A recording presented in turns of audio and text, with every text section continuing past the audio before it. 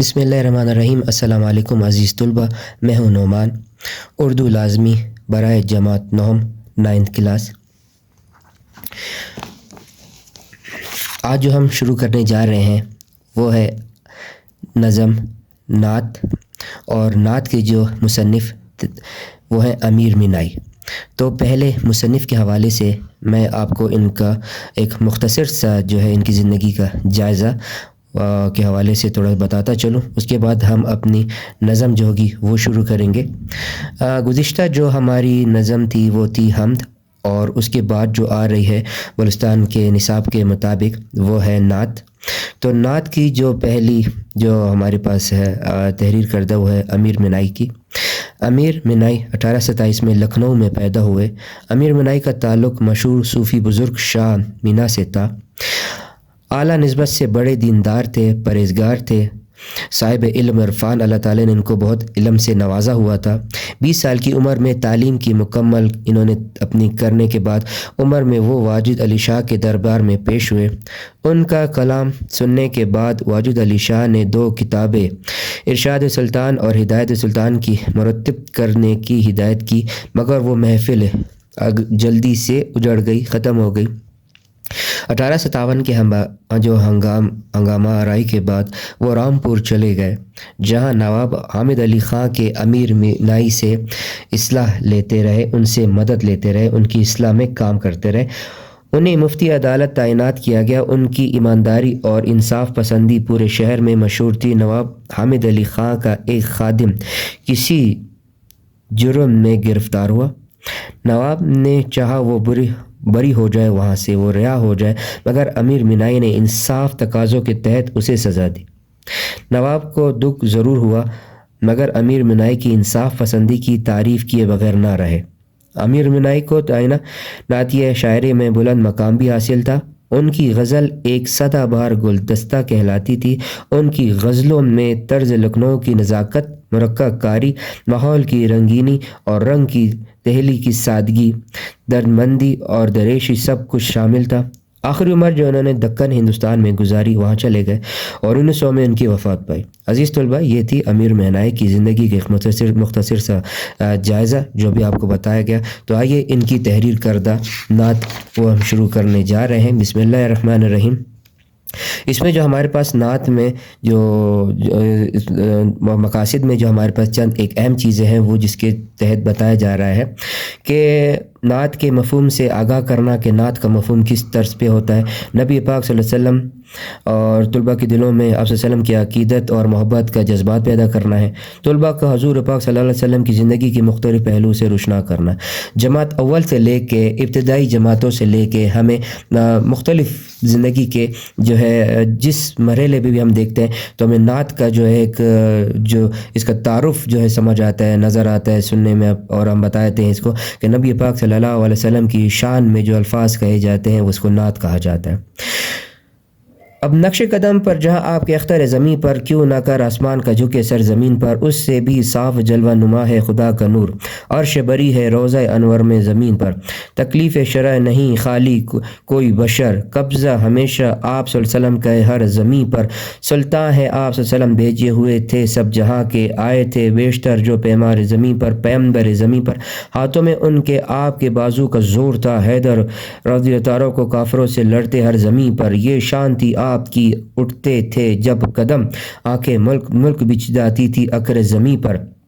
کسی خوشی کے شب معراج مصطفیٰ صلی اللہ علیہ وسلم پر، کہ امت تھی شاد عید کی گھر گھر زمین پر، تا وقت صبح گاہ سر شام سے ہوں جاری فیوز خالق اکبر زمین پر، بس اتنی دیر میں کہ رہے گرمی بساط، آئے کالا مکاں پیمبر صلی اللہ علیہ وسلم زمین پر، کہ جلدی میں بسا ماتم حضرت میں میرے اشک موتی بجے ہوئے ہیں برابر زمین پر، مشتاق ہوں خاک میں مدینہ اے امیر، آئے جو موت بھی تو اس سے سر زمین پر۔ اور یہ کلیات امیر مینائی کی تحریر تھی۔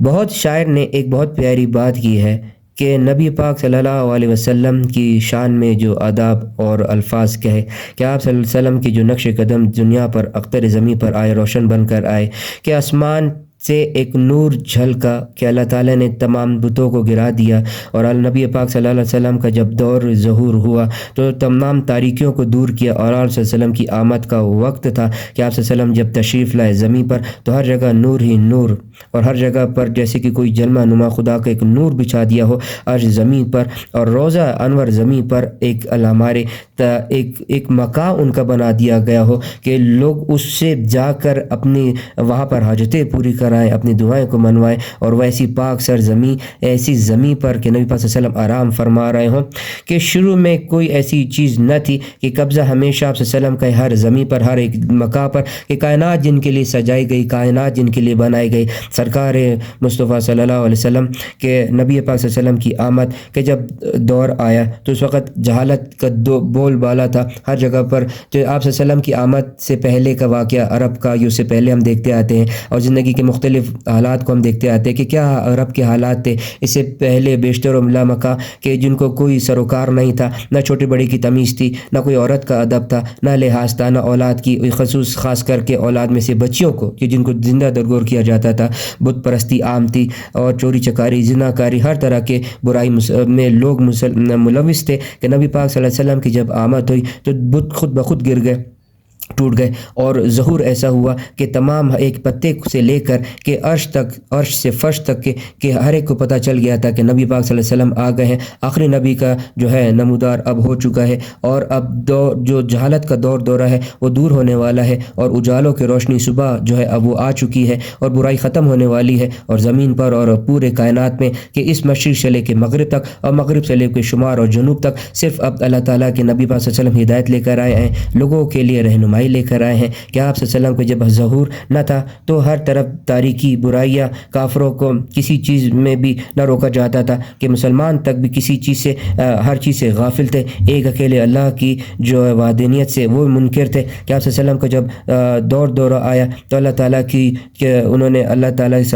تعالیٰ کی جو آ کے جو ہے بڑائی بیان کی ہے، اللہ تعالیٰ کی وحدانیت کو بیان کیا ہے، اللہ تعالیٰ کی جو ہے اوصاف بیان کی ہے، اور اللہ تعالیٰ کی عبادت کا بتایا ہے کہ لوگ آ کے آپ صلی اللہ علیہ وسلم سے جو ہے اپنی دعائیں فریادیں وہ پوری کرتے تھے کہ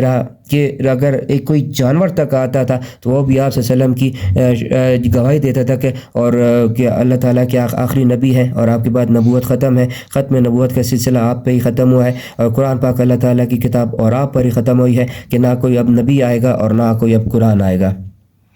کہ جو خوشی شب معراج کی جو نبی پاک صلی اللہ علیہ وسلم کو صرف ملی تھی کہ اور یہ کسی جو نبیوں کے سردار جن کو کہا گیا ان کے علاوہ کسی کو یہ شرف حاصل نہ تھا، صرف آپ صلی اللہ علیہ وسلم کو ہی، اور امت تھی، شاید عید تھی کہ ہر گھر میں زمین پر جیسے عید ہو رہی تھی کہ وہاں آسمان پر فلک پر عید سا سما تھا، اور یہاں زمین پر عید سا سما تھا کہ ہمارے پیارے نبی صلی اللہ علیہ وسلم اللہ تعالیٰ سے روبرو ہو کے ملاقات کے لیے گئے، اور اللہ تعالیٰ نے تحفے کے طور پہ امت کو نمازوں کا شرف بخشا تھا، اور جو بھی شام سے لے کے صبح تک اور صبح سے شام تک کہ ایک روشنی، ایک نور، ایک دلکشی، ایک خوبصورتی، ایک منظر دکھائی دیتا تھا جب آپ صلی اللہ علیہ وسلم جہاں میں تشریف لے کر آئے تھے، اور تمام ایک اللہ تعالیٰ سے جو سب واقفت جو اللہ تعالیٰ کی کرانے والی ایک بڑی ہستی نبی پاک صلی اللہ علیہ وسلم کی بس اتنی دیر میں کی رہی گرمی بساط برائے لا مقام پیغمبر صلی اللہ علیہ وسلم جاری ہنسکا کہ ماتم حضرت میرے اشک موتی بچھے ہوئے تھے کہ ہر جگہ پر برابر زمین پر کہ ہر جگہ دل کھول کر موتی بچھائے جا رہے تھے، اور آپ صلی اللہ علیہ وسلم کی جب ہجرت ہوئی تھی تو مدینہ میں جو جس طرح دف کے ساتھ بچیوں نے آپ صلی اللہ علیہ وسلم کو استقبال کیا تھا کہ شاید ہی کسی اور نے کہا، جب ہی شاعر نے کتنی زبردست جو ہے یہاں پر بات کی ہے کہ اگر کبھی ڈھونڈو گے نبی پاک صلی اللہ علیہ وسلم جیسا ثانی تو بڑی چیز ہے، شاید تک نہ ملے گا محمد صلی اللہ علیہ وسلم جیسا کہ جو ایک اللہ تعالیٰ نے ہم جس امت میں پیدا کیا اور جس کا ہمیں نائب بنایا تو اس نبی کی کیا ہی شان ہوگی، کیا ہی بات ہوگی۔ تو آپ صلی اللہ علیہ وسلم کی جو ہے نعت میں صرف اس میں تعریف اور بڑائی اس میں بیان کی گئی ہے، اور ہم نے بھی آپ کو ابھی اچھے سے جس کا مفہوم واضح کر بتایا ہے، اور امید کرتے ہیں آپ کو اچھے سے کلیئر ہو گیا ہوگا انشاءاللہ تعالی، اور اپنی جو ہے رائے سے ہمیں آگاہ کیجیے، اور ہمارے چینل کو لائک کریں، سبسکرائب کریں، بیل آئیکن پہ کلک کریں تاکہ آپ کو نئی ویڈیو جو ہے ارسال ہو سکے، اور اس کو آگے مزید شیئر کریں، اگلے لیکچر میں انشاءاللہ تعالی آپ کو اس کی مشق جو ہے وہ ارسال کی جائے گی، اور بلوچستان کے بورڈ کے حوالے سے طلبہ ہم آپ کو جلد انشاءاللہ تعالی اردو بی قواعد انشاء کا بھی جو ہے وہ آنے والے وقتوں میں لیکچروں میں وہ بھی ہم ان پہ تھوڑا سا انشاءاللہ تعالی اس کا بھی ہم آپ کو متعارف کرائیں گے۔ تو تب تک کے لیے اللہ حافظ، السلام علیکم۔